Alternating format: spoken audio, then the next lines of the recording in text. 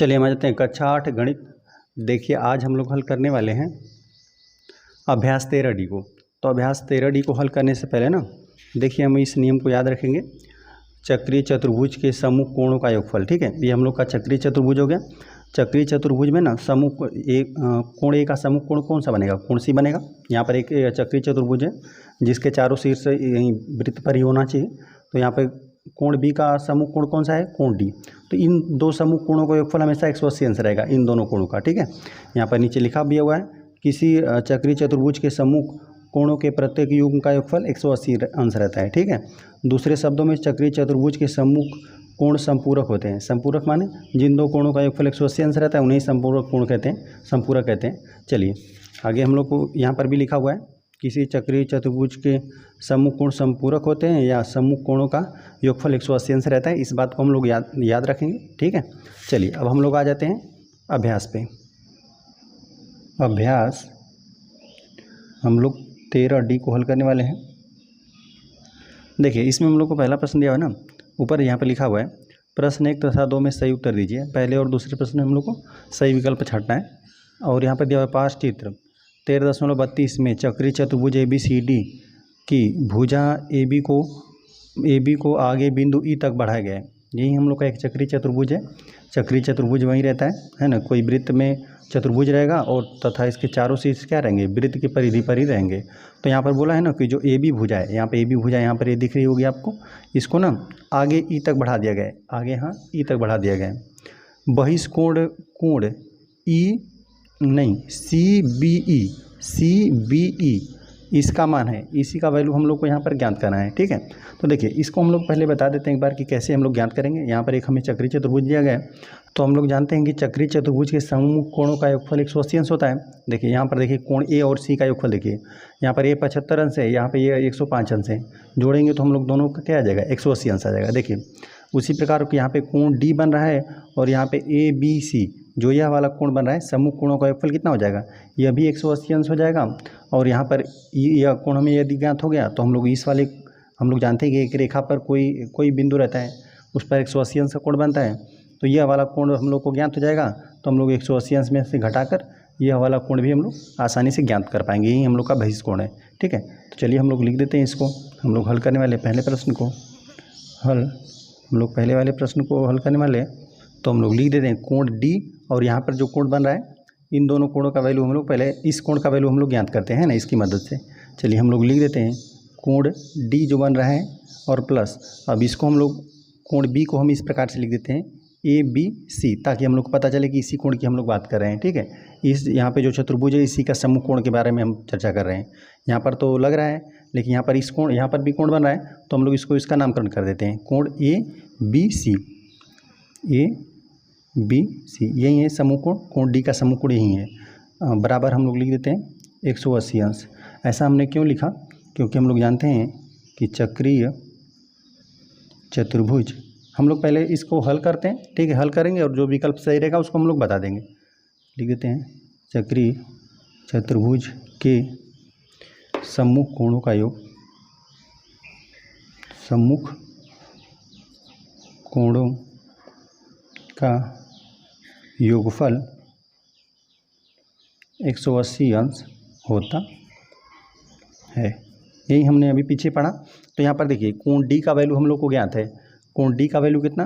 105 अंश हम लोग लिख देते हैं। यहाँ पे दिया है हम लोग को कोण D का वैल्यू 115 अंश है, 115 अंश है यहाँ पे। तो हम लोग यहाँ पे कोण D का वैल्यू रख देते हैं और कोण A जो यहाँ पर कोण B पर कोण बन रहा है इसका हम लोग वैल्यू ज्ञात कर लेते हैं। तो यहाँ पर हम लोग लिख देते हैं कोण D का वैल्यू यहाँ पर रख दीजिए। तो कोण D का वैल्यू 115 अंश प्लस कोण ABC बराबर 180 अंश। यहाँ पर यह धन में राशि है, बराबर को उधर कर देंगे, ऋणात्मक हो जाएगा और यहाँ पे कोण B का हम लोग को वैल्यू ज्ञात हो जाएगा। तो हम लोग लिख देते हैं कोण ABC बराबर, यहाँ पे 180 तो रहेगा ही, यह धन में बराबर को उधर जाएगा, ऋण में हो जाएगा, यह हो जाएगा 115 अंश। चलिए घटा देते हैं, कोण लिख देते हैं कोण ABC। यहाँ पर हम लोग एक हासिल दे देगा, तो यहाँ पे 10 हो जाएगा, 10 में से 5 जाएगा, 5 बचेगा। अब यहाँ पर बचा हुआ है 7, 7 में से 1 चला जाएगा तो 6 ही बचेगा, और यहाँ पर जो सैकड़े का स्थान रहेगा वहाँ पे घट के 0 ही हो जाएगा। तो यहाँ पर हम लोग को पता चल गया कि यहाँ पर कोण बन रहा है 65 अंश। तो यहाँ पर भी हम लोग इस कोण को भी ज्ञात कर सकते हैं। ठीक है, चलिए किस प्रकार हम लिख देते हैं, कोण ABC, यह वाला कोण, इस वाले कोण की बात कर रहे हैं ABC, इस कोण की, और फिर इस वाले कोण की अब हम चर्चा कर रहे हैं, कोण CBE प्लस कोण CBE बराबर 180 अंश। क्योंकि यह एक रेखा पर कोण बन रहा है ना, यह यहाँ पर एक रेखा है, इस वाला कोण, और यहाँ पे इन दोनों कोण का योगफल कितना 180 अंश होगा। यह हमने कैसे लिखा, इस बात को हम लोग लिख देते हैं, इसे कहते हैं एक रैखिक युग्म। ठीक, यही हो गया। चलिए, और ABC का वैल्यू हम लोगों ने ज्ञात कर लिया है 65 अंश। तो यहाँ पर हम लोग प्रतिस्थापित कर देते हैं, 65 अंश प्लस कोण CBE ही रहेगा बराबर 180 अंश। यहाँ पे धन में बराबर को उधर कर देंगे, ऋण में हो जाएगा, कोण CBE रहेगा यहाँ पे बराबर 180, और ऋण यहाँ पे 65 अंश घटा दीजिए, तो कोण CBE, तो यहाँ पर एक हासिल हो जाएगा, 10 हो जाएगा, 10 में से 5 जाएगा, 5 बचेगा। अब यहाँ पर कितना बचा हुआ है, 7 बचा हुआ है। ठीक है, 7 में से 6 चला जाएगा तो 1 ही बचेगा, और यहाँ पर तो 1 रहेगा ही। 115 अंश आपका बना, यही आपका बहिष्कोण है। ठीक है, एक बार लिख देते हैं यहाँ पे बहिष्कोण, इसी का वैल्यू आपको हम लोग को ज्ञात करना था। ठीक है, तो यहाँ पर आ गया 115 अंश। अतः यहाँ पर देख लेते हैं, यह पहला विकल्प सही बन रहा है, अतः हम लिख देते हैं, अतः विकल्प पहला जो है 115 अंश सही है। आ जाते हैं हम लोग क्वेश्चन नंबर 2 पे। क्वेश्चन नंबर 2 हमें दिया है ना, पार्श्वचित्र 13.33, इसी चित्र की बात कर रहा है, में ABCD एक चक्रीय चतुर्भुज है। तो यहाँ पे ABCD हमें एक चक्रीय चतुर्भुज दिया गया है। इस प्रकार है कि AB समानांतर है CD के, जो AB यहाँ पर AB जो रेखाखंड है, यहाँ पे CD के यह समानांतर है। ठीक है, निम्नांकित कथनों को पूरा कीजिए। इस तरह से हमें कुल 3 विकल्प दिया गया है, नहीं 3 हम लोग को प्रश्न है, यहाँ पे खाली स्थान है, यहाँ पे भरना है हम लोग को। ठीक है, चलिए तो यहाँ पर हम लोग हल लिख देते हैं। हम लोग दूसरे वाले प्रश्न करने वाले हैं। देखिए, अब यहाँ पर हमें दिया गया कि कोण A प्लस D बराबर 180 अंश। तो देखिए, कोण A और D बन कहाँ रहा है, तो यहाँ पर यह वाली लाइन इसके समानांतर दिया हुआ है। ठीक है, AB रेखा है, वो CD के समानांतर रेखाखंड है। ठीक है, तो यहाँ पर हमें दिया हुआ कि कोण A और यहाँ पे कोण D, इन दोनों का योगफल 180 अंश, क्योंकि AB समानांतर है CD के, AB जो है यह CD के समानांतर है, तथा ये कोण कहलाते क्या है। देखिए, हम लोग ना, यदि कोई 2 रेखाएं आपस में समानांतर रेखाएं रहती हैं ना, देखिए इस तरह से हमने 2 समानांतर रेखाएं बना दी हैं। ठीक है, और यदि इन्हें कोई तिर्यक रेखा प्रतिच्छेद करती है ना, तो संगत कोण आपस में बराबर होते हैं। पहले समानांतर होना चाहिए, 2 रेखाएं आपस में समानांतर हो, एक तिर्यक रेखा प्रतिच्छेद कर देती है तो संगत कोण बराबर होते हैं। अच्छा, संगत कोण होता कौन है, देखिए यह वाला कोण इस वाले कोण के, यह संगत कोण है, इस वाले कोण का संगत, इस वाले कोण का संगत कोण यह वाला है। ठीक है, इस वाले कोण का संगत कोण यह वाला है, इस वाले का यह वाला संगत कोण होता है। ठीक है, यह होगा संगत कोण आपस में बराबर रहते हैं यदि समानांतर रेखाएं तब। ठीक है, साथ ही साथ एकांतर कोण भी बराबर होते हैं। जो यह वाला कोण है ना, इस वाले कोण के एकांतर अंतर कोण बराबर होते हैं। यह वाला कोण इस वाले कोण के बराबर होता है, यह वाला कोण इस वाले कोण के बराबर होता है, और एकांतर बाह्य कोण भी बराबर होते हैं। यह वाला कोण है इस वाले कोण के बराबर होता है, और यह वाला कोण इस वाले कोण के बराबर होता है। ठीक है, एकांतर बाह्य कोण भी बराबर होते हैं। साथ ही साथ तिर्यक रेखा के एक ही ओर बने अंतःकोणों का योगफल भी 180 अंश होता है। ठीक है, देखिए यह वाला अंतःकोण यह है, अंतःकोण मतलब जो अंदर बना हुआ है। ठीक है, देखिए 4 अंतःकोण है, 1 2, यह भी अंतःकोण, यह 1 2 3 4 अंतःकोण होता है, 4 बाह्य कोण, 1 2 3 4 बाह्य कोण। ठीक है, तो अंतःकोण ना आपस में, अंतःकोणों का योगफल ना तिर्यक रेखा के एक ही ओर बनना चाहिए। ठीक है, तिर्यक रेखा के एक ही ओर बने अंतःकोणों का योगफल 180 अंश होता है। तो यह वाला कोण और साथ साथ यह वाला कोण, इसका योगफल 180 अंश होगा। एकांतर अंतःकोण है ये सब। ठीक है, इस वाले कोण का और इस वाले कोण का योगफल कितना 180 अंश रहेगा। और वहीं इस वाले कोण की बात करें तो यह वाला कोण इस वाले कोण के एकांतर बाह्य कोण हो जाएगा, इसका भी योगफल 180 अंश होगा। इस वाले कोण का और इस वाले कोण का भी योगफल 180 अंश रहेगा, एकांतर बाह्य कोण। ठीक है, तो अब देखिए यहाँ पर हमें ना कोण ए और डी की बात किया है, तो देखिए अगर मान लेते हैं हम इस तरह से, यदि हम लोग इस चतुर्भुज को यहाँ पर बनाएं, इस प्रकार से चतुर्भुज को इस तरह से हम पूरा बनाएं ना, तो यह इसके समानांतर तो दिया हुआ है। अब यह लाइन की बात कर रहा है, यहाँ पे ना खींचा हुआ है, ए और डी बनाया हुआ है। यह तिर्यक रेखा के एक ही ओर बने अंतःकोणों का योगफल यहाँ पे दिया हुआ है 180 अंश, ठीक है।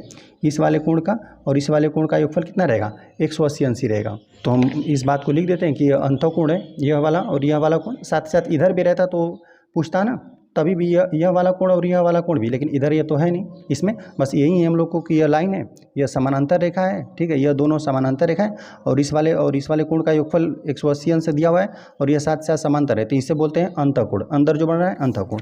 तो हम लोग लिख देते हैं यहाँ पे पहले वाला पॉइंट डालकर, यहाँ पे अंतःकोण। चलिए आ जाते हैं हम लोग सेकेंड पॉइंट पे। अब सेकेंड पॉइंट दिया हुआ है ना कि कोण बी प्लस कोण डी का योगफल 180 अंश, ठीक है। देख लेते हैं, कोण यहाँ पे बी दिया हुआ है और यहाँ पे कोण डी, इसका योगफल 180 अंश। क्योंकि ये देखिए हम लोग जानते हैं कोई भी चक्रीय चतुर्भुज रहता है तो उसके समूह कोणों का योगफल कितना होता है, 180 अंश ही होता है। देखिए कोण बी और डी, इन दोनों कोणों का योगफल 180 अंश दिया, क्योंकि ये हम लोग लिख देते हैं चक्रीय चतुर्भुज के सम्मुख कोण है। हम लोग लिख देते हैं चक्रीय चतुर्भुज के सम्मुख कोण।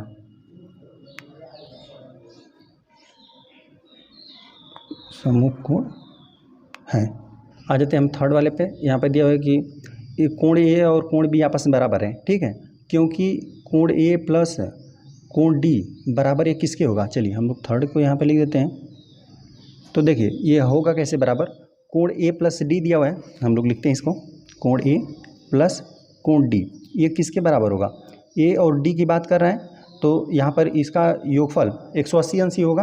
कोण ए और डी का वैल्यू यहाँ पर कितना है, इन दोनों कोणों का, क्योंकि पहले ही बोल दिया है कि यहाँ पर यह समानांतर है, कोण ए और कोण डी का योगफल कितना है, 180 अंश से हम लोगों ने पहले ज्ञात दिया हुआ था। या फिर ऐसे भी हम लोग समझ सकते हैं कि ये समानांतर रेखा था, दोनों समानांतर रेखाएं, यहाँ पे रेखाखंड तो दिया ही हुआ है, तो तिर्यक रेखा के एक ही ओर बने अंतःकोणों का योगफल कितना, 180 अंश ही होता है। तो इन दोनों कोणों का योगफल 180 अंश रहेगा, ठीक है। और साथ ही साथ ये चक्रीय चतुर्भुज है, तो यहाँ पर कोण बी और डी, इन दोनों कोणों का योगफल कितना होगा, 180 अंश होगा। तो यही दोनों आपस में बराबर है, यह भी बराबर 180 अंश से रहेगा और बी प्लस डी, कोण बी और प्लस कोण डी का ही वैल्यू कितना रहेगा, यह भी 180 अंश ही रहेगा। साथ ही साथ तभी यहाँ पर कोण ए और बी बराबर हो पाएगा। देखिए कोण यहाँ पे डी और यहाँ पर भी कोण डी, यह आपस में कैंसिल हो जाएगा, ठीक है। तो कोण ए बराबर क्या हो जाएगा, कोण बी हो जाएगा, कोण ए बराबर कोण बी हो जाएगा। तो यही है कोण ए प्लस डी बराबर कोण बी प्लस कोण डी। तो हम लोग यहाँ पे लिख देते हैं कि जो यहाँ पर दिया हुआ है भरना, यहाँ पर हम लोग को क्या है, कोण ए प्लस कोण डी बराबर रहेगा कोण यहाँ पे बी प्लस कोण डी रहेगा। देखिए तो हम लोग को दूसरा प्रश्न यही दिया था, ठीक है, कि ए बी सी डी यहाँ पे चक्रीय चतुर्भुज था और ए बी और सी डी आपस में समानांतर थे, ठीक है। तो यहाँ पर दिया था कि कोण ए प्लस डी का योगफल 180 अंश किस प्रकार से होगा, कोई भी समानांतर रेखाएं रहती है ना, तो उन्हें यदि तिर्यक रेखा प्रतिच्छेद करती है तो एक ही ओर बने अंतःकोणों का योगफल 180 अंश होता है, ठीक है। तो यहाँ पर कोण ए और डी का वैल्यू पूछा था, यह तिर्यक रेखा की तरह काम करेगा, तो कोण ए और डी का वैल्यू कितना, 180 अंश हो जाएगा, ठीक है। ये एक ही ओर बने अंतःकोण है, ठीक है। तो यहाँ अंतःकोण हमने भर दिया।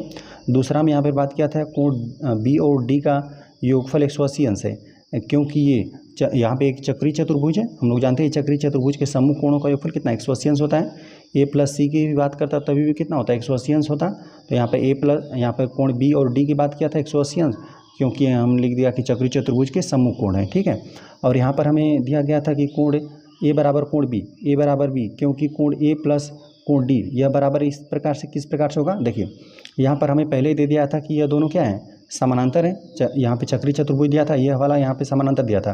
कोण ए प्लस ए और डी का वैल्यू 180 अंश हम लोग किस प्रकार लिख पाएंगे, यहाँ पर पहले ही दिया था कि यह दोनों आपस में समानांतर है, तो यह एक ही ओर बने अंतःकोणों का योगफल था, 180 अंश ये भी रहेगा और बी और डी का वैल्यू कितना रहेगा, ये भी तो 180 रहेगा, क्योंकि ए बी और यहाँ पे सी डी जो रेखाखंड था यह आपस में समानांतर था। तो ए डी का वैल्यू कितना है, कोण ए और कोण डी का वैल्यू कितना हो रहेगा, 180 रहेगा। देखिए यह भी 180 रहेगा, कोण ए और डी का वैल्यू, क्योंकि यह समानांतर रेखा के एक ओर बने के अंतःकोण है, ठीक है। तो इनका दोनों का भी योगफल 180 अंश रहेगा और यहाँ पे कोण बी और डी का भी वैल्यू कितना रहेगा, इसका भी योगफल 180 अंश ही रहेगा, दोनों आपस में बराबर ही रहेंगे, ठीक है। तभी यहाँ पर कोण डी और कोण डी कैंसिल होकर ए और बी दोनों आपस में बराबर बनेगा, ठीक है। तो इसको हम लिख दिया कि यह कोण ए प्लस कोण डी बराबर किसके होना चाहिए, कोण बी और डी के। आ जाते हैं हम लोग क्वेश्चन नंबर 3 पे। क्वेश्चन नंबर 3 दिया है, पास चित्र 13.34। इसी चित्र की बात कर रहे हैं मैं। बिंदु ओ वृत्त का केंद्र है, ओ वृत्त का केंद्र है। यदि जीवा ए सी बराबर जीवा बी सी, ठीक है, जो ए सी यहाँ पर जीवा खींची गई है और यहाँ पर बी बनाया गया है बिंदु, ठीक है। बी सी जीवा क्या है, दोनों आपस में बराबर हैं, ठीक है। हो तो कोण हम लोग को ए बी सी का मान ज्ञात करना है, ठीक है। ए बी सी, देखिए इस कोण की बात कर रहे हैं। यहाँ पे जीवा ए सी बराबर यह वाला और यहाँ पे बी सी, ये दोनों आपस में बराबर बताया गया है। और यहाँ पे ए बी सी इस कोण की बात कर रहे हैं, ठीक है। यह वाला कोण हम लोग को ज्ञात करके बताना है। साथ ही साथ हम लोग को ना कोण ए सी बी, तो देख रहे हैं ए सी बी इस कोण की बात कर रहे हैं। इन दोनों कोण, ये वाला कोण प्लस ए पी सी, तो ए पी बी, ठीक है, ए पी बी है, ए पी बी, इन दोनों कोणों का योगफल हम लोग को बताना है। तो इन दोनों का तो हम लोग इस तरह से बता देंगे, क्योंकि यहाँ पर ये एक चक्रीय चतुर्भुज है, ठीक है। चतुर्भुज के चारों शीर्ष वृत्त की परिधि पर ही, तो ये एक चक्रीय चतुर्भुज है। सम्मुख कोण क्या होगा, सम्मुख कोण का योगफल 180 अंश होगा। तो यहाँ पर ए सी बी, ठीक है, ए सी बी यही कोण है और यहाँ पे ए पी बी यही कोण है। इन दोनों कोणों का तो योगफल 180 अंश हो जाएगा। बस हम लोग को इसी को ज्ञात करना है, ठीक है। कोण बी का ही हम लोग ज्ञात करते हैं। चलिए यहाँ पर हम लोग लिख देते हैं, हल करने वाले हम लोग तीसरे वाले प्रश्न को। और देखिए हम बता देते हैं कि इस कोण को हम लोग ज्ञात कैसे करेंगे। देखिए ए बी सी, ए बी सी, इसी कोण को ज्ञात करना है ना, तो हम लोग ज्ञात देखिए इस प्रकार से करेंगे। देखिए यहाँ पर बिंदु ओ बनाया गया है, ठीक है, यही वृत्त का केंद्र है। तो यहाँ पर यह अर्धवृत्त बना, ठीक है।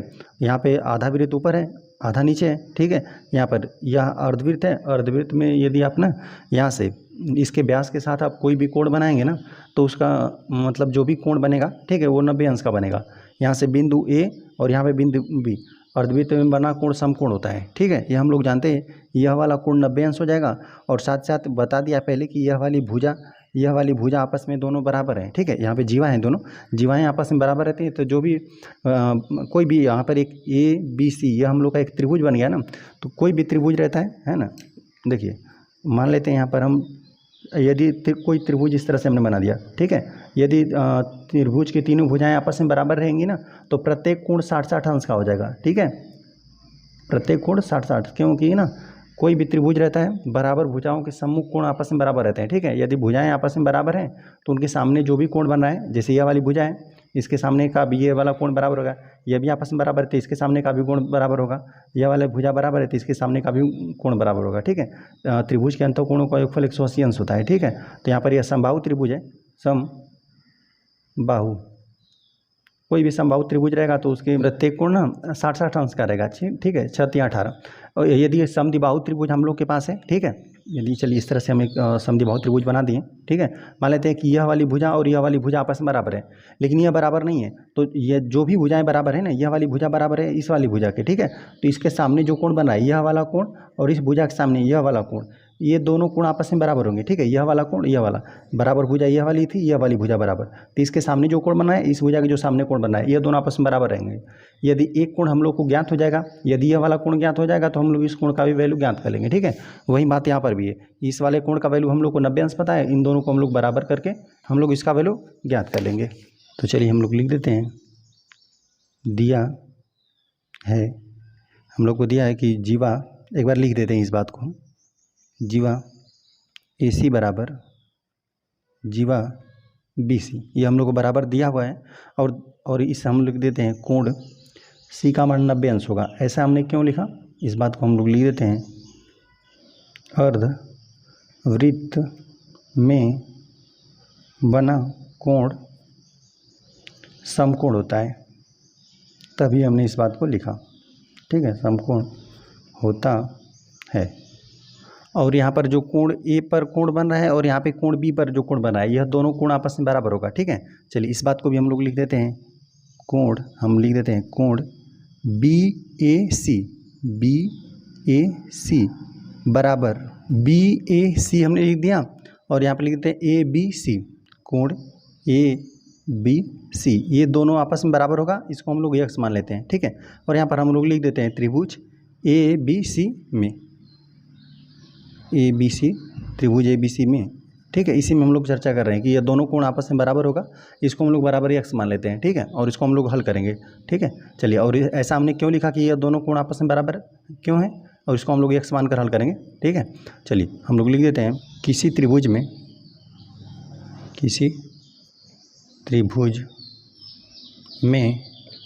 बराबर भुजाओं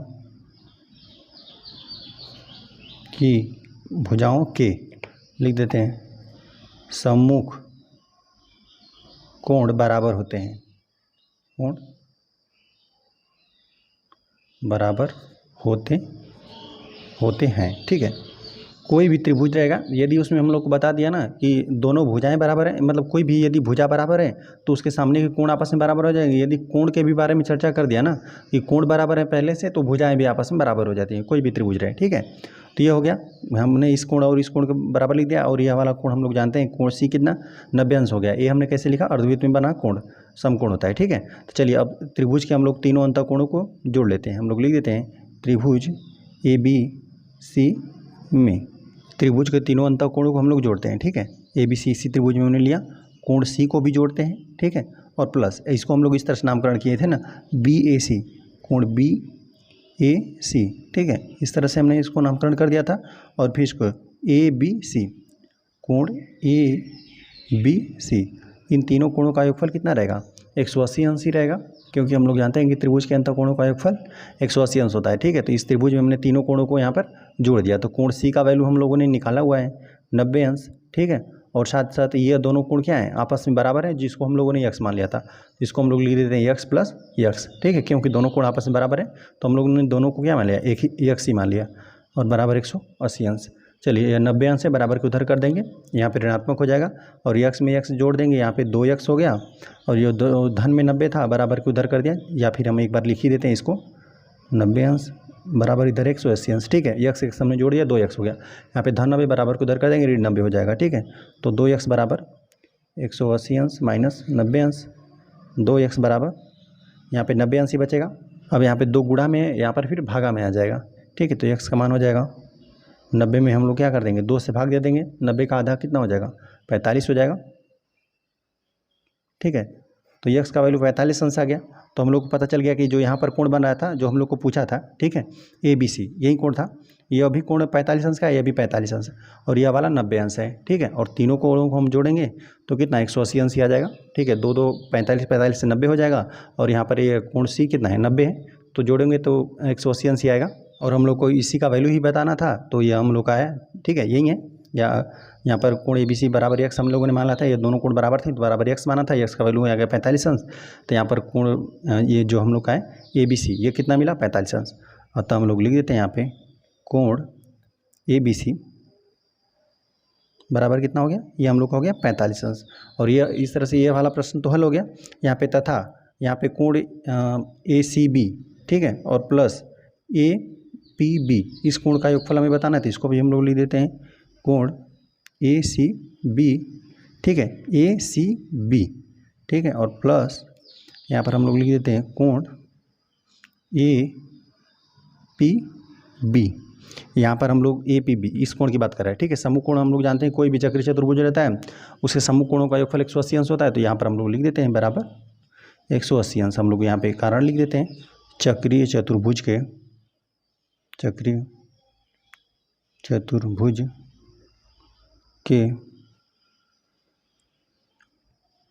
समूह कोणों का योग 180 अंश होता है, ठीक है। इस तरह से प्रश्न हल हो गया। आ जाते हैं हम क्वेश्चन नंबर 4 पे। क्वेश्चन नंबर 4 हमें दिया ना 5.13.35, इसी की बात कर रहे हैं। में वृत्त का केंद्र O है, ठीक है, वृत्त का केंद्र O है, और AOB व्यास है, ठीक है। AOB हम लोग का यहाँ पे व्यास दिया हुआ है, ठीक है। और वृत्त पर बिंदु C और D इस प्रकार है कि, वृत्त पर बिंदु C और D की बात कर रहे हैं, इस प्रकार है कि यहाँ पे कोण सी ए बी 30 अंश, ठीक है।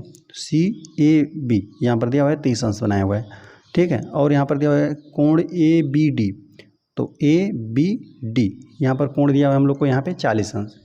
तो हम लोग को सी ए डी, देखिए तो हम लोग को सी ए डी कोण बन कहाँ रहा है, सी ए फिर डी, तो यहाँ पर ये पूरे कोण की बात कर रहा है, यह हम लोग को ज्ञात करना है। और यहाँ पे सी बी डी, तो देख रहे हैं सी से बी और फिर डी, यहाँ से यह पूरा कोण हम लोग को ज्ञात करना है, ठीक है। तो हम लोग देखिए ज्ञात कैसे करेंगे, इसको हम एक बार बता देते हैं। देखिए यहाँ पर पहले हम लोग ना, यहाँ पे जो छोटा छोटा कोण बन रहा है, ये यहाँ पर जो कोण बना है, और पहले इस कोण को हम लोग ज्ञात कर लेते हैं। यहाँ पर इस कोण को और इस कोण को, जो अज्ञात कोण है, ज्ञात कर लेंगे, और फिर इसको हम लोग जोड़ देंगे तो फिर इसका मान निकल जाएगा, और फिर इन दोनों को जोड़ देंगे तो हम लोग को यह बड़ा वाला कोण हम लोग को ज्ञात हो जाएगा, ठीक है। यहाँ पर इतना तो ज्ञात है। अच्छा, इस छोटे वाले कोण को हम लोग ज्ञात करने के लिए यहाँ पर जो कोण बनाए, इसको हम लोग कैसे ज्ञात करेंगे। देखिए यहाँ पर देख रहे हैं कि वृत्त के केंद्र से होकर ये जा रहा है, ठीक है, यह व्यास है ना, तो यहाँ पे ये अर्धवृत्त बना, ये एक ऊपर अर्धवृत्त बना, एक नीचे अर्धवृत्त बना, ठीक है। तो हम लोग जानते हैं ना कि अर्धवृत्त पर बना कोण समकोण होता है, ठीक है। तो देखिए अर्धवृत्त यही है, अर्धवृत्त आधा ऊपर है आधा नीचे है, तो यहाँ पे अर्धवृत्त में यह वाला कोण हो जाएगा 90 अंश, यह वाला भी कोण हो जाएगा 90 अंश, ठीक है। यह 90 अंश है, यहाँ पे 30 अंश है, तो इसका वैल्यू हम लोग ज्ञात कर लेंगे। त्रिभुज बन रहा है, ठीक है, त्रिभुज के अंतःकोणों का एक 180 अंश होता है, तो यहाँ पे इसको ज्ञात कर लेंगे। यहाँ पर भी यह त्रिभुज बन रहा है, यह 90 अंश है, 40 अंश, तो बाकी इसको भी हम लोग ज्ञात कर लेंगे, ठीक है। और बस इन दोनों को हम लोग जोड़ देंगे, यहाँ पर भी इन दोनों को जोड़ देंगे। अब हम लोग लिख देते हैं, हल करने वाले हम लोग चौथे वाले प्रश्न को। चलिए, तो यहाँ पर हम लोग पहले इस वाले कोण को हम लोग ज्ञात कर लेते हैं, ठीक है। तो देखिए किस प्रकार से हम लोग ज्ञात करते हैं। देखिए हम लोग को यहाँ पे कोण सी का वैल्यू हम लोग लिख देते हैं, कितना हो जाएगा 90 अंश। अच्छा, ऐसा हमने क्यों लिख दिया, लिख देते हैं अर्धवृत्त में बना कोण, अर्धवृत्त में बना कोण समकोण होता है, समकोण होता है, ठीक है। यह बात हमने लिख दिया। और यहाँ पर हम लोग को दिया था, यहाँ पे चलिए जिस प्रकार से दिया वैसे हम लोग लिख देते हैं सी ए बी, हम लोग लिख देते हैं कोण सी ए बी। यह वाला जो कोण था सी ए बी, यह बराबर 30 अंश, यह हम लोग को क्या था, दिया है, इसको हमने लिख दिया, दिया है। अब यह वाला कोण हम लोग आसानी से ज्ञात कर सकते हैं, ठीक है। चलिए हम लोग लिख देते हैं त्रिभुज ए बी सी में, इस वाले त्रिभुज, ऊपर वाले त्रिभुज में बात कर रहे हैं, ए बी सी में, ठीक है। त्रिभुज के तीनों अंतःकोणों को हम लोग जोड़ते हैं, ठीक है। तो यहाँ पर कोण सी को भी हम लोग जोड़ दे रहे हैं। अच्छा, ऐसे हम लोग जोड़ क्यों रहे हैं, इसी का वैल्यू ज्ञात करने के लिए। कोण सी प्लस, और इसको सी ए बी प्लस कोण सी ए बी, और प्लस, और इस वाले कोण का नामकरण कर देते हैं ए बी सी, लिख देते हैं कोण ए बी सी। यह त्रिभुज के तीनों अंतःकोण हैं, तो तीनों अंतःकोणों का योगफल कितना, 180 अंश हो जाएगा। और कोण सी का वैल्यू 90 अंश, ठीक है। और प्लस यहाँ पे सी ए बी, ठीक है, सी ए बी का वैल्यू हम लोग को दिया हुआ था, यहाँ पर हमने लिखा है 30 अंश, ठीक है। और प्लस ए बी सी बराबर 180 अंश। इन दोनों कोणों को हम लोग जोड़ लेते हैं, ठीक है। 9 3 12 हो जाएगा, 120 अंश हो जाएगा। और प्लस कोण ए बी सी बराबर 180 अंश, ठीक है। यहाँ पे धन में बराबर को उधर कर देते हैं, ऋण में हो जाएगा, ए बी सी बराबर हो जाएगा 180 अंश ऋण, यहाँ पे धन में था, बराबर को उधर कर देंगे, घट जाएगा। तो कोण ए बी सी का वैल्यू हम लोग को निकल कर आ जाएगा कितना, 60 अंश आ जाएगा। तो हम लोग को इतना ज्ञात हो गया कि यह 60 अंश है, ठीक है, यह 60 अंश, तो यहाँ पर यह 90 अंश, तो इन दोनों को हम लोग जोड़ देंगे तो यह पूरा कोण यहाँ पे सी बी डी, ठीक है, सी बी डी, इस वाले कोण के, पूरे बड़े वाले कोण का वैल्यू यहाँ पे ज्ञात हो जाएगा। तो हम लोग लिख देते हैं कोण सी बी, इसी का हम लोग को ज्ञात करना है सी बी डी का वैल्यू। कोण सी बी डी बराबर क्या करें, इस वाले कोण के हम लोग जोड़ दें, ए बी सी कोण को जोड़ दें, A B C plus A B D को, कोण ए बी डी, कोण सी बी डी बराबर ए बी सी का हम लोगों ने वैल्यू निकाला यहाँ पे 60 अंश, धन यहाँ पे ए बी डी का तो यहाँ पर हम लोग को दिया हुआ था 40 अंश, ठीक है। तो कोण सी बी डी का वैल्यू कितना, 40 में यहाँ पे 60 जोड़ देंगे, 100 अंश आ जाएगा, ठीक है। तो यहाँ पर इस बड़े वाले कोण का हम लोगों ने, एक कोण का यहाँ पे सी बी डी का वैल्यू यहाँ पर हम लोगों ने ज्ञात कर दिया, ठीक है। अब इसका हम लोग ज्ञात कर लेते हैं, अब नीचे वाले त्रिभुज में हम लोग ज्ञात कर लेते हैं इसको, ठीक है। देखिए अब नीचे वाले त्रिभुज में हम लोग जान रहे हैं, यहाँ पर क्या हो जाएगा, कोण डी का वैल्यू 90 अंश हो जाएगा, कारण वही हो जाएगा, अर्धवृत्त में बना कोण हम लोग लिख देते हैं, अर्धवृत्त में बना कोण समकोण होता है, समकोण होता है। ठीक है, कोण डी का वैल्यू हमने लिख लिया और यहाँ पर हम लोग को यहाँ पर जो कोण बन रहा है इस कोण का वैल्यू हम लोग को दिया हुआ है। ठीक है, नामकरण दिया हुआ है ए बी डी, तो हम लोग इस तरह से लिख देते हैं ए बी डी, कोण ए बी डी का वैल्यू हम लोग को 40 अंश ये हम लोग को दिया है। ठीक है, तो हम लोग क्या करते हैं, इसका वैल्यू हम लोग ज्ञात कर ले रहे हैं, इसको हम लोग बी ए डी नामकरण कर देते हैं। ठीक है, या डी ए बी भी नामकरण कर सकते हैं इसको। चलिए तो हम लोग लिख देते हैं त्रिभुज ए बी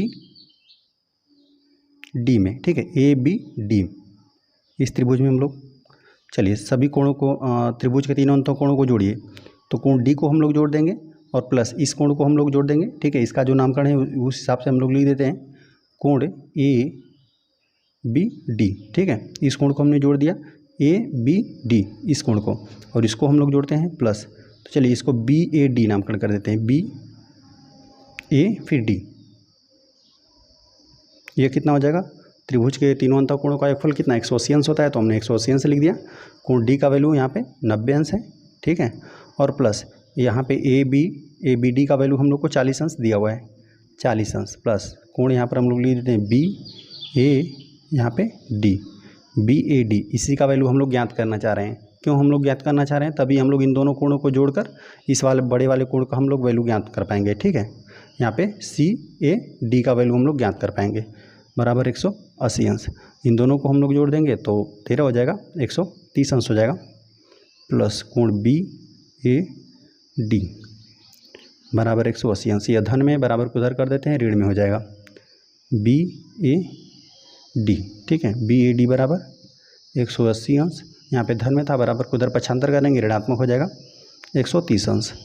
कोण बी ए डी बराबर, चलिए यहाँ पे तो जीरो रहेगा, इकाई के स्थान पे, दाहिने के स्थान पे देखिए 5 3 8 होता है, 8 में से 3 घटा देंगे ना तो 5 ही बचेगा, सिर्फ 85 अंश ही बचेगा। ठीक है, 50 अंश बचेगा, और क्योंकि सैकड़े का स्थान पर भी जीरो हो जाएगा, है ना, तो 50 अंश आ गया। तो हम लोग को ज्ञात हो गया कि यह वाला कोण कितना 50 अंश बना, तो इन दोनों को हम लोग जोड़ देंगे तो इसका ज्ञात हो जाएगा। हम लोग लिख देते हैं कोण सी ए डी। ठीक है, इसी का हम लोग को वैल्यू ज्ञात करना है, इसका हमने ज्ञात कर दिया है। ठीक है, लिख देते हैं सी A D. C A D हम लोग ज्ञात कैसे करेंगे, इन दोनों कोणों को जोड़ देते हैं। ठीक है, बराबर हम लोग जोड़ देंगे सी ए बी को जोड़ेंगे, सी ए बी रहेगा। ठीक है, सी ए बी को हम लोग जोड़ देंगे और इसको जोड़ देंगे प्लस बी ए डी को जोड़ेंगे। ठीक है, तो इसका तो पहले से ही वैल्यू दिया था। ठीक है, 30 अंश, सी ए बी का वैल्यू पहले से ही यहाँ पर 30 अंश हम लोग को दिया हुआ था प्रश्न में, और इसका तो हमने अभी त्रिभुज बनाकर इसको ज्ञात किया। ठीक है, यहाँ पे बी ए डी का वैल्यू हम लोगों ने 50 अंश यहाँ पर हम लोगों ने ज्ञात किया। इन दोनों को हम लोग जोड़ देते हैं, यहाँ पर हम लोग लिख देते हैं सी ए डी, यहाँ पर भी लिख देते हैं कोण सी ए डी। हम लोग जोड़ने दो, और 30 और 50 कितना हो जाएगा, 80 अंश ही हो जाएगा, 80 अंश। तो इस प्रकार से हमने इन दोनों कोणों का वैल्यू हम लोगों ने ज्ञात कर लिया। ठीक है, इन दो बड़े कोणों को। ठीक है, इसको सी ए डी का भी वैल्यू हम लोगों ने ज्ञात कर लिया, और इस वाले कोण का भी हम लोगों ने सी बी डी का भी वैल्यू हम लोगों ने 100 अंश ज्ञात कर लिया। ठीक है, इस तरह से प्रश्न हल हो गया। आ जाते हैं हम लोग क्वेश्चन नंबर 5 पे। क्वेश्चन नंबर 5 हमें दिया हुआ ना, पार्श्वचित्र 13.36 इसी में बात हो रहा है। इनमें चतुर्भुज पी क्यू आर एस वृत्त के अंतर्गत बना है। ठीक है, यही बना है।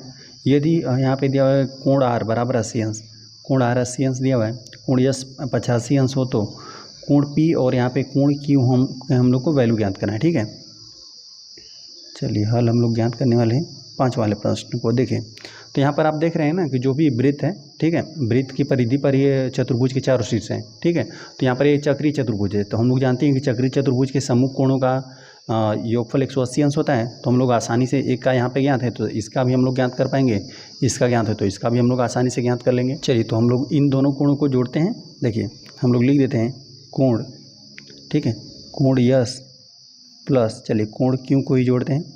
कोण यस और कोण क्यू इन दो सम्मुख कोण हैं, इन दोनों कोणों का योगफल कितना हो जाएगा 180 अंश। हम लोग लिख देते हैं। ऐसा हमने क्यों लिख दिया, क्योंकि चक्रीय पहले लिखते हैं, चक्रीय चतुर्भुज के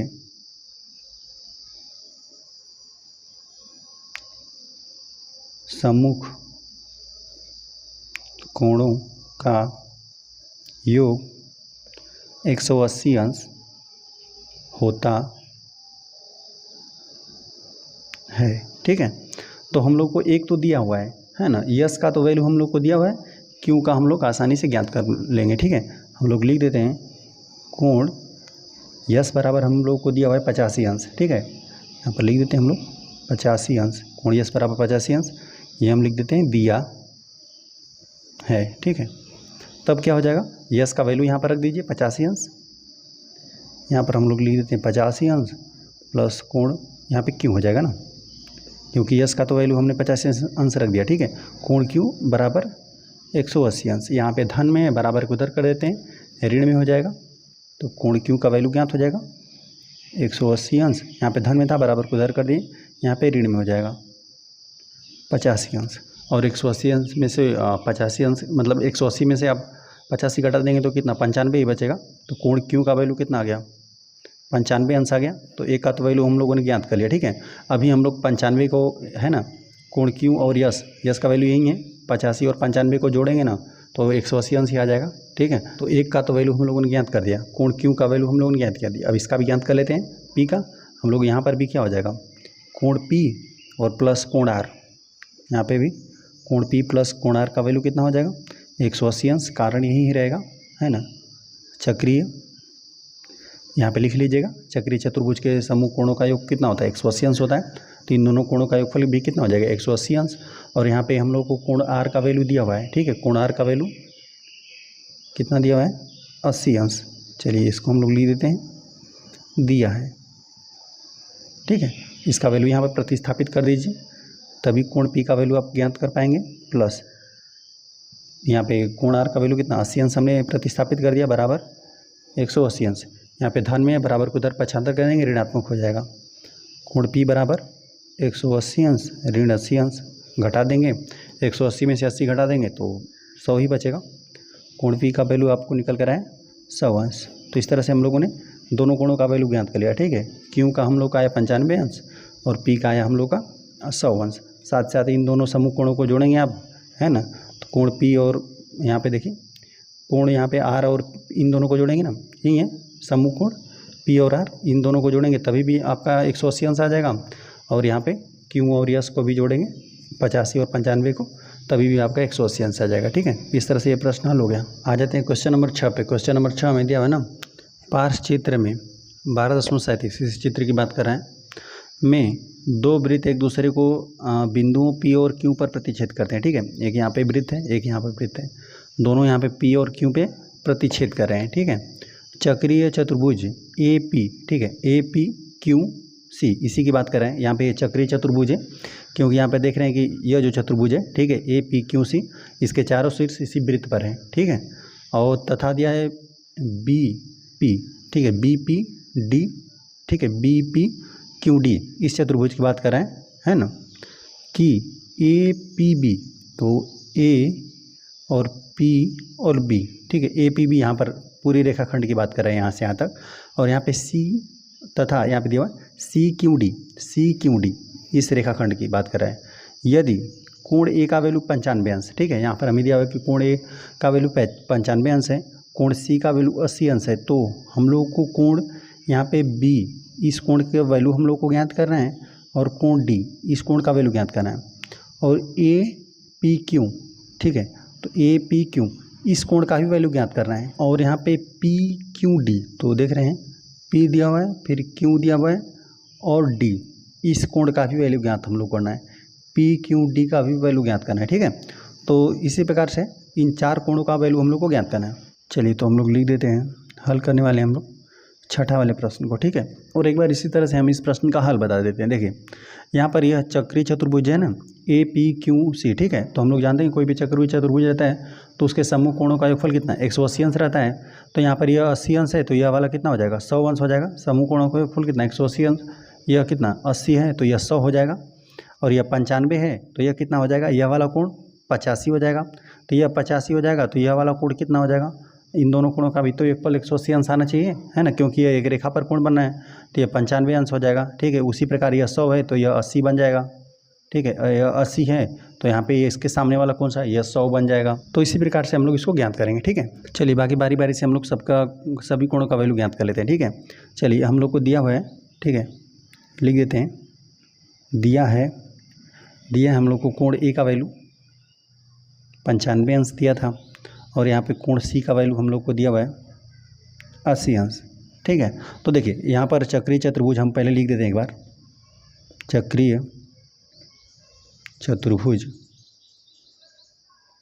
इसी में। ठीक है, ए पी क्यू सी, इस चतुर्भुज की बात करें ए पी क्यू सी में। ठीक है, समूह कोणों का योगफल कितना हो जाएगा, 180 अंश हो जाएगा। तो यह 95 अंश है, तो देखिए कोण ए है ना, और प्लस कोण ए के सामने वाला कोण कौन सा बन रहा है, यही वाला बन रहा है, पी क्यू सी बन रहा है। कोण हम लोग लिख देते हैं, कोण पी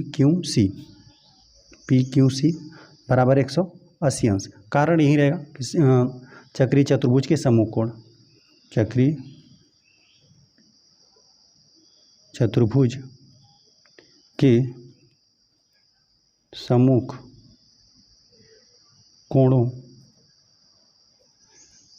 का योग 180 अंश होता है। तो यहाँ पर तो हम लोग को दिया हुआ है, ठीक है, कोण ए का वैल्यू 90 अंश, 90 नहीं, यहाँ पर कोण ए का वैल्यू 95 अंश है। ठीक है, 95 अंश है, तो हम लोग लिख देते हैं यहाँ पे 95 अंश, प्लस यहाँ पे कोण पी क्यू सी बराबर 180 अंश। तो यहाँ पे धन में बराबर को उधर कर देंगे, 75 कर देंगे, तभी इसका वैल्यू ज्ञात कर पाएंगे। पी क्यू सी का वैल्यू हो जाएगा 180 अंश में से क्या कर देंगे, 95 अंश यहाँ पे घटा दीजिए।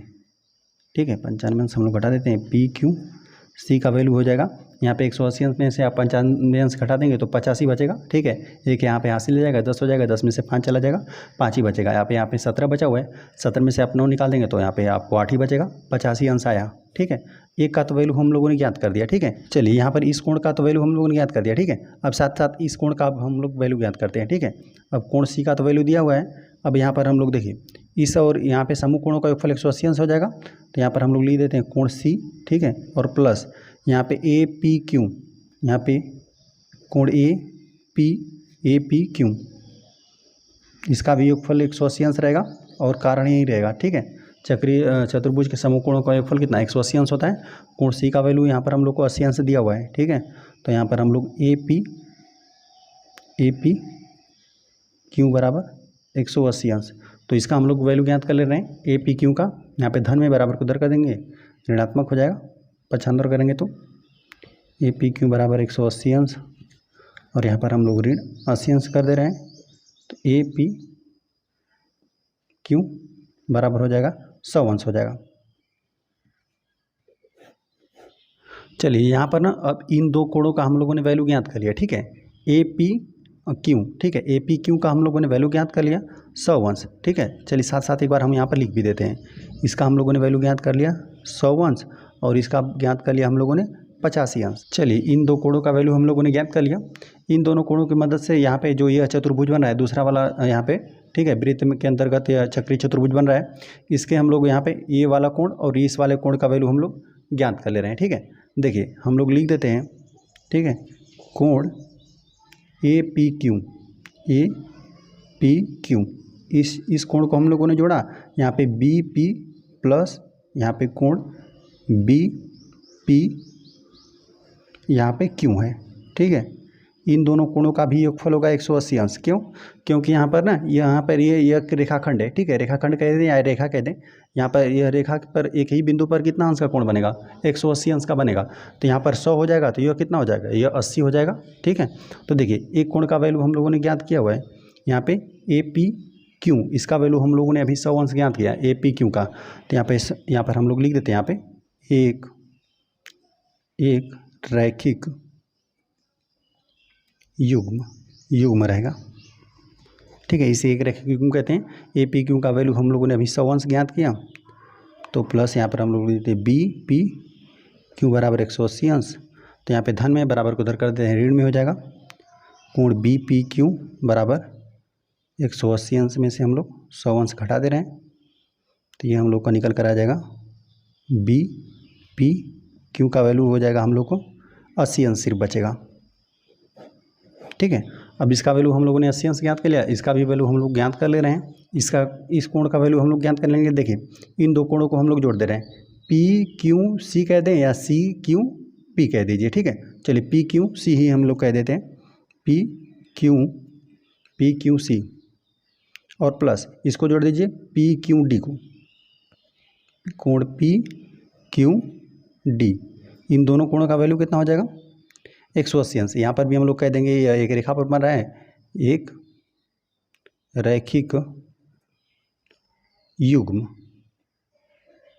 तो यहाँ पर हम लोगों ने पी क्यू सी का वैल्यू हम लोगों ने पीछे निकाला। ठीक है, पी क्यू सी का वैल्यू हम लोग निकाल चुके हैं 85 अंश। तो यहाँ पे 85 अंश प्रतिस्थापित कर देते हैं, पी क्यू सी का वैल्यू 85 अंश धन यहाँ पे कोण पी क्यू डी, इसका वैल्यू हम लोग ज्ञात कर लेते हैं। यहाँ पे धन में बराबर को उधर कर देंगे, ऋण में हो जाएगा, पक्षांतर हो जाएगा। ठीक है, तो यहाँ पर हो जाएगा कोण पी क्यू डी बराबर 180 अंश में से हम लोग क्या कर दे रहे हैं 85 अंश घटा दे रहे हैं। तो जब हम लोग घटाएंगे पी क्यू डी का वैल्यू हम लोग कितना हो जाएगा 95 अंश आ जाएगा। ठीक है, तो चलिए एक बार हम लोग यहाँ पर भी लिख देते हैं कि इसका हम लोगों ने निकाला बी पी क्यू का वैल्यू कितना, ये हम लोगों ने 80 अंश निकाला, और यहाँ पे इसका हम लोगों ने ये 95 अंश निकाला हुआ है। ठीक है, तो यहाँ पर सम्मुख कोणों का योगफल 180 अंश होगा, तो यहाँ पर यह 180 है तो यह 100 हो जाएगा, या 95 है 85 हो जाएगा। ठीक है, यहाँ पर जो कोण बनेगा, बाकी हम लोग एक बार इसको लिख देते हैं। अब हम लोग लिखते हैं चतुर्भुज, चक्रीय चतुर्भुज लिखते हैं, चक्रीय चतुर्भुज। इसकी बात करें पी बी डी, यहाँ पे लिखते हैं पी बी डी क्यू में, यहाँ पर हम लोग जोड़ते हैं बी कोण बी, यहाँ पे पी क्यू, और प्लस इसके जो सम्मुख कोण बन रहा है, जो सामने कोण बन रहा है कोण डी, इसका वैल्यू कितना हो जाएगा 180 अंश। इन दोनों कोणों को हम लोग जोड़ेंगे तो कितना हो जाएगा 180 अंश, और कारण यही रहेगा कि चक्रीय चतुर्भुज है। ठीक है, चक्रीय चतुर्भुज के सम्मुख कोणों का योग कितना होता है, यहाँ पे लिख देंगे पूरी बात, चक्रीय चतुर्भुज के सम्मुख कोणों का योगफल 180 अंश होता है। तो कोण बी पी क्यू का तो वैल्यू हम लोगों ने यहाँ पे 80 अंश निकाला हुआ है। ठीक है, इसका वैल्यू हम लोगों ने निकाल दिया है, तो यहाँ पर हम प्रतिस्थापित कर देते हैं 80 अंश, और कोण डी बराबर 180 अंश, यहाँ पे धन में 80 अंश बराबर को उधर कर देंगे, ऋण में हो जाएगा। तो यहाँ पर ये हो जाएगा कोण डी बराबर 180 अंश, यहाँ पे धन में था, यहाँ पे ऋण में आ जाएगा। तो यहाँ पे कोण डी का वैल्यू आ जाएगा कितना 180 में से 80 घटा देंगे तो आपको 100 ही बचेगा, 100 अंश। तो कोण डी का वैल्यू हम लोग को निकल कर आ गया 100 अंश। तो इसका तो वैल्यू हम लोगों ने ज्ञात कर दिया। ठीक है, अब यहाँ पे कोण बी का वैल्यू ज्ञात कर लेते हैं। इसका हम लोग कैसे ज्ञात करेंगे, यहाँ पे जोड़िए पी क्यू डी, यहाँ पर जोड़ते हैं कोण पी क्यू रहेगा पी क्यू डी, कोण पी क्यू डी, इस कोण को और यहाँ पे प्लस कोण बी को, इसको भी जोड़ेंगे तो 180 अंश आएगा। कारण यही चक्रीय चतुर्भुज के, ठीक है, चक्रीय चतुर्भुज के सम्मुख कोणों का योगफल 180 अंश होता है। ठीक है, तो यहाँ पर हम लोगों ने इसका वैल्यू निकाल दिया है पी क्यू डी का। ठीक है, पी क्यू डी का वैल्यू हम लोगों ने 95 अंश निकाला हुआ है, तो यहाँ पर रख देते हैं हम लोग 95 अंश। यहाँ पे कोण बी बराबर 180 अंश, यहाँ पे धन में है बराबर को उधर कर देंगे, ऋणात्मक हो जाएगा। तो यहाँ पे कोण बी का वैल्यू निकल कर आ जाएगा 180 अंश में से 95 अंश घटा दीजिए, घटा देंगे तो कोण बी का वैल्यू आपको निकल कर आ जाएगा। ठीक है, 85 अंश आ जाएगा। तो इसी प्रकार से हम लोगों ने जो जो पूछा था उसका वैल्यू हम लोगों ने निकाल दिया। ठीक है, कोण यहाँ पर बी का पूछा था तो इसका हम लोगों ने ज्ञात कर दिया, कोण डी का ज्ञात कर दिया, ए पी क्यू, तो ए पी क्यू का वैल्यू यहाँ पर है 100 अंश, इसको हमने ज्ञात कर दिया, और यहाँ पे पी क्यू डी, यहाँ पर इसका हम लोगों ने वैल्यू ज्ञात कर दिया। आ जाते हैं हम लोग क्वेश्चन नंबर 7 पे। क्वेश्चन नंबर 7 दिया हुआ है, पार्श्व चित्र 13.38 चित्र की बात कर रहे हैं में ए बी सी डी एक चक्रीय चतुर्भुज है। ठीक है, चतुर्भुज के चारों शीर्ष क्या है, वृत्त की परिधि पर ही है। तो यदि कोण सी बराबर x अंश, ठीक है, यहाँ पर दिया कोण सी बराबर x अंश, कोण ए बराबर 2x अंश, ठीक है, हो तो x का मान होगा। ठीक है, x का वैल्यू हम लोग को ज्ञात करना है। ठीक है, तो यहाँ पर हम लोग जान रहे हैं कि चक्रीय चतुर्भुज है, यहाँ पे सम्मुख कोण है, इन दोनों कोणों का योगफल 180 अंश हो जाएगा, तभी हम लोग इसका x का वैल्यू ज्ञात कर पाएंगे। ठीक है, हम लोग लिख देते हैं हल, हम लोग 7वां वाले प्रश्न करने वाले हैं। ठीक है, अब हम लोग जोड़ देते हैं, यहाँ पे कोण ए प्लस यहाँ पे कोण सी का वैल्यू कितना हो जाएगा 180 अंश, है ना। ऐसा हमने क्यों लिख दिया, हम लोग लिख देते हैं चक्रीय